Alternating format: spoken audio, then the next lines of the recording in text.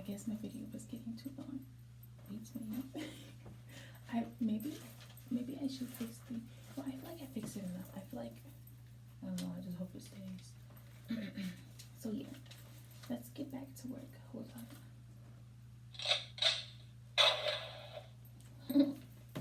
Let's get back to work. So as I was like thinking and saying, when people go through stuff, especially like when they're young and like their life is just building up or just starting, do you think that it could possibly be like karma that they're paying from past life, generational trauma, or do you think it could just be like a setup for success? I don't know, it could be a combination of things, but you think about that. I ask the questions here. Missy, Mr. People. I'm not gonna push your butt. I was going to, but I'm not going to. Okay. And then we talked about, like, in the last video, talked about like Lilith and how men were scared of women like being self-sufficient and having powers and strength like her, because she was like too self-sufficient. She didn't care for Adam or the earth, and it was never really, this just wasn't her home, the earth anyway. But anyhow, do you think that religions that say masturbation is a sin, and some that even go like as far as like female mutilation, do you think that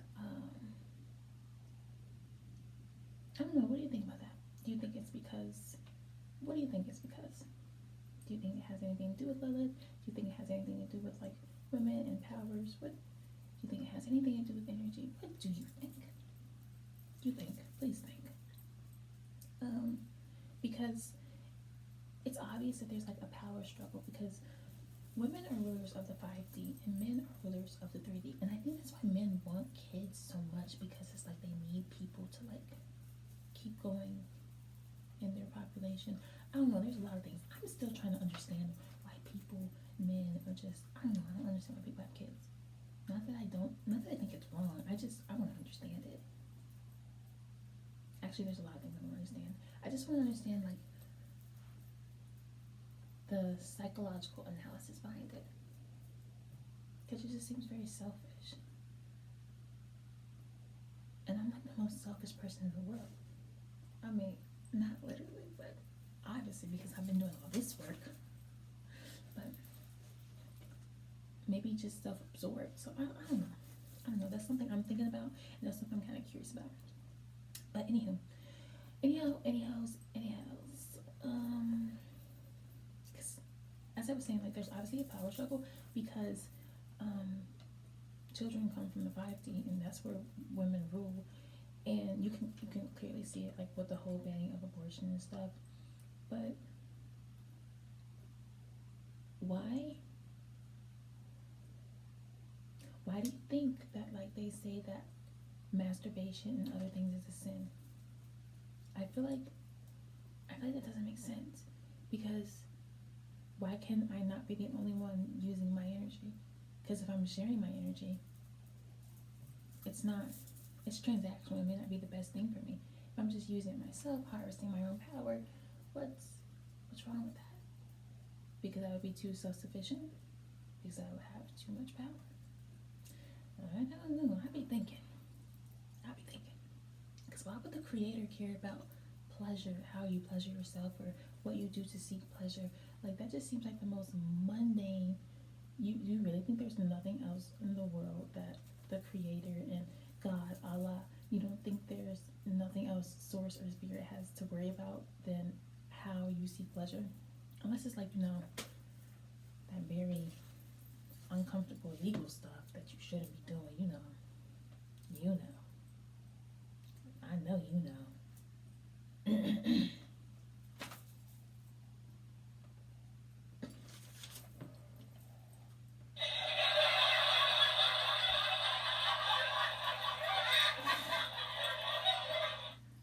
But if no one is getting hurt and like you have balance, I don't understand. I don't know. Like I said, the original texts were just different. But whatever. The last thing I want to leave you with, so someone is about to get some real bad weather. Like, I don't know why I keep feeling that. I don't know, my big homies told me it was going to be some bad weather. But I don't know if that meant like literal bad weather or like bad weather as far as like karma. I don't know, but something, I feel it. Something's just different. But anyhow, that's what I was saying. The last thing I want to say is the whole overarching goal is I want you to change your perspective or shift it when you read your holy text. I want you to read it through the eyes or through the laws of magic. Because if you think about it, you already believe in magic. You just don't call it that. You already believe that Jesus walked on water and changed water into wine, came back from the dead in 3 days, and was born without a sperm, just the egg. So you already believe in certain things, and there's only so much magic can do.